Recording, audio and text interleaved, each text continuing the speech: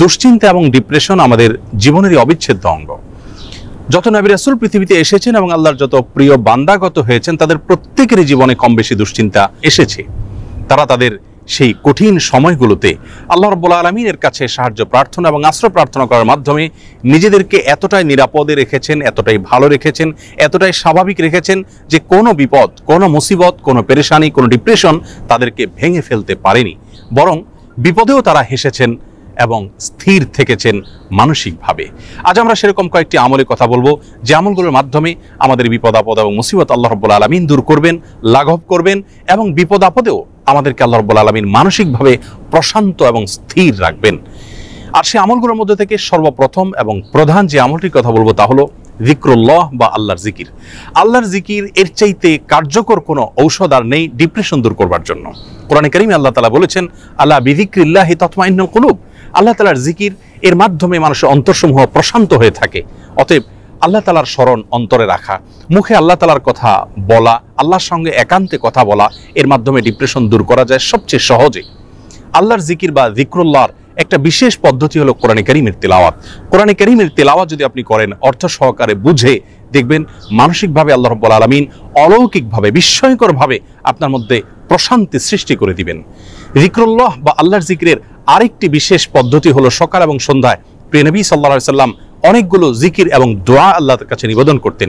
সেগুলো যদি আমরা নিয়মিত করতে পারি তাহলে সেক্ষেত্রে যিকরুল্লাহ এর মাধ্যমে দুশ্চিন্তা এবং ডিপ্রেশন থেকে বাঁচার উপায় আমরা খুঁজে পাবো ইনশাআল্লাহ বিইذনিল্লাহ। দ্বিতীয় যে আমলটির মাধ্যমে দুশ্চিন্তা এবং পেরেশানি থেকে আমরা মুক্তি লাভ করতে পারি তা হলো প্রিয় নবী সাল্লাল্লাহু আলাইহি সাল্লামের সারা জীবনের একটি গুরুত্বপূর্ণ আমল এবং স্পেশাল জিকির, যে জিকির তিনি আল্লাহ তাআলার কাছে নিবেদন করতেন তার কঠিন সময়, যখন দেয়ালে পিঠ থেকে যেত ঠিক সেই সময়। আর সেই জিকিরটি হলো লা ইলাহা ইল্লাল্লাহুল আযীমুল হালিম, লা ইলাহা ইল্লাল্লাহু রাব্বুল আরশিল আযীম, লা ইলাহা ইল্লাল্লাহু রাব্বুস সামাওয়াতি ওয়া রাব্বুল আরদ ওয়া রাব্বুল আরশিল কারীম।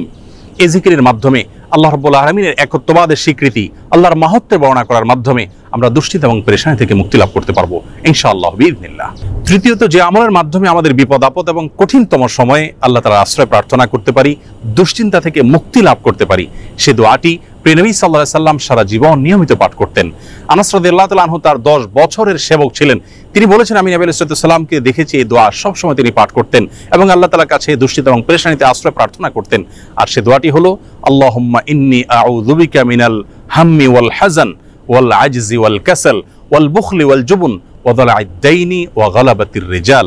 দোয়াটির অর্থ হলো আল্লাহুম্মা ইন্নী আউযু বিকা মিনাল হাম্মি ওয়াল হাযান, আল্লাহ আপনার কাছে আমি আশ্রয় প্রার্থনা করি, মুক্তি চাই পেরেশানি, দুশ্চিন্তা এবং ডিপ্রেশন থেকে, এবং ওয়াল আজজি ওয়াল কাসাল, অক্ষমতা এবং অলসতা থেকে এবং কৃপণতা থেকে, ভীরুতা থেকে আপনার কাছে আমি আশ্রয় প্রার্থনা করি।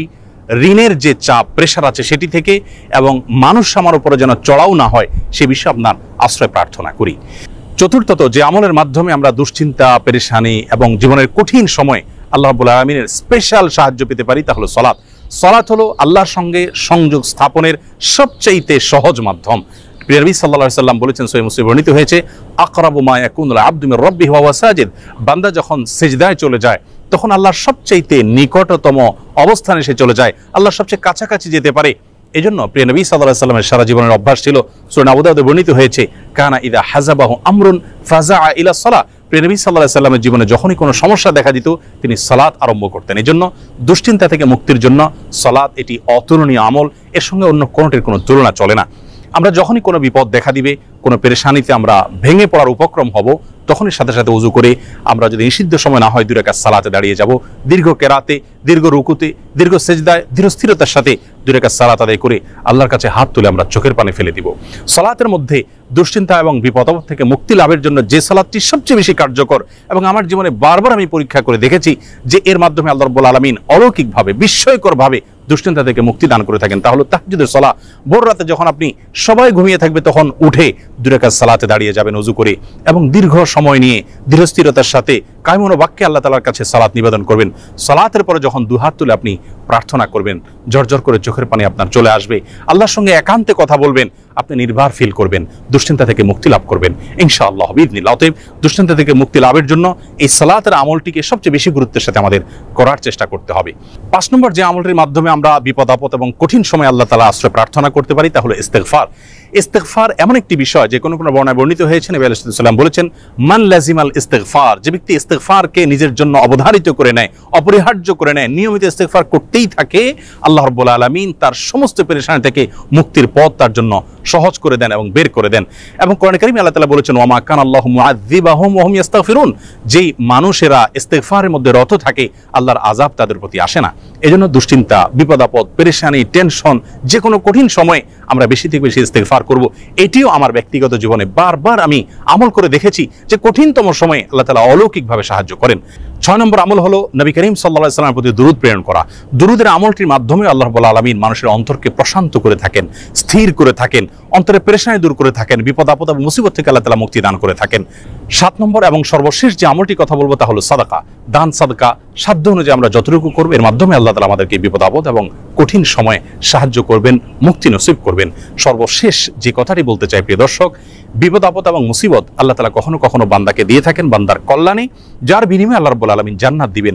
দুনিয়াতে যদি সারা জীবন আমরা কষ্ট করি, বিপদে থাকি, মুসিবতে থাকি, আর এর বিপরীতে যদি চিরকালের জন্য, অনন্ত অসীমকালের জন্য জান্নাত আমার হয়ে যায়, তাহলে এটা কিন্তু আমার লাভজনক বিনিয়োগ হলো। এটি আমার জন্য কোনো লস বা ক্ষতিকর কোনো কিছু নয়।